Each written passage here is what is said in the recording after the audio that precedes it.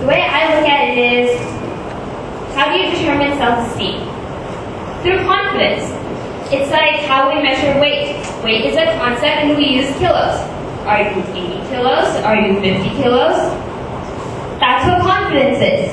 Your level of confidence will determine your self-esteem.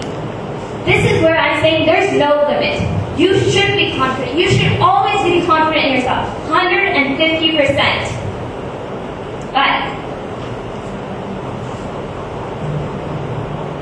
for those who have too much confidence, don't we have a few words? Narcissistic, arrogant, conceited, overconfident, self-centered, egoistic, proud. So I'm telling you to be confident, and then I'm telling you that you shouldn't be too confident. Does that make any sense? No, not really. Overconfident. What's the difference? I'm going to take this topic. Okay, overconfident. What is it that determines the difference between being overconfident and confident? You have over, which is the bad part. Confident, which is the good part. Now, how do you get rid of that over? That's by knowing your strengths and your weaknesses. Knowing what you're good at and knowing what you're not good at. Self-awareness. Being aware of who you are. You all have very, very individual and unique characteristics and personalities. And you need to embrace these differences, not point them out. We don't all have to be similar. We should be different. We should be different. It's these differences that made people come in our history books. Why do you read about these people? Because they were different. Because they knew themselves and they embraced these differences to make them known in their societies. And that's why you have to memorize their name. But if one day you know your strengths and your weaknesses, it's when you're aware of what you're not good at that you become confident, not overconfident. Those who are overconfident think they can do everything. We're not Superman, we're not Spider-Man, and we're not Batman. We're just who we are. But if you know that, you'll be confident, not overconfident. Okay, so you have all these people that you respect. Your professors, people you read about in your history books, your parents. You see all these people who face tremendous success in their lives, and you treat them as your role models. Those who you look up to, those who you want to be just like. But the thing is, why shouldn't you have your own pedestal? You put everyone else at a pedestal, but you should also stand on that very pedestal that you deserve to be on. The thing is, we should never treat someone else's success as our failure. It's only their success. Sure, it's not yours, but you will have your successes. Just because someone else did well, doesn't mean you did badly. And that's what this is for. We all have those things that we can stand on a pedestal for. Whether it be a competition, doing well on an exam, helping someone out. These are all the pedestals that we can stand up. You too can stand up on a stage.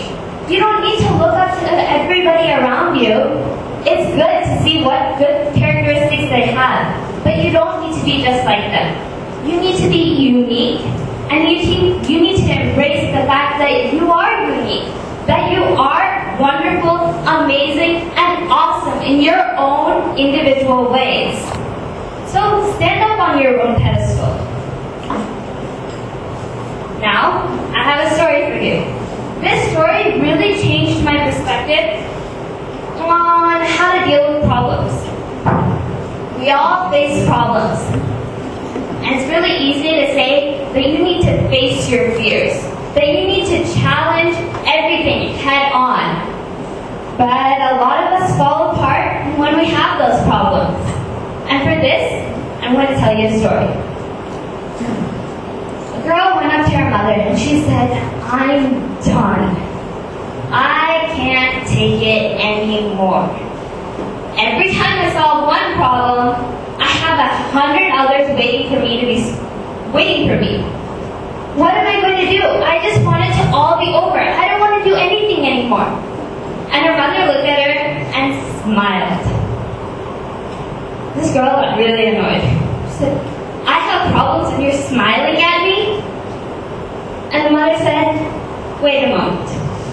She took her daughter to the kitchen. She took out 3 pots, put water in them, and set them on the stove to boil.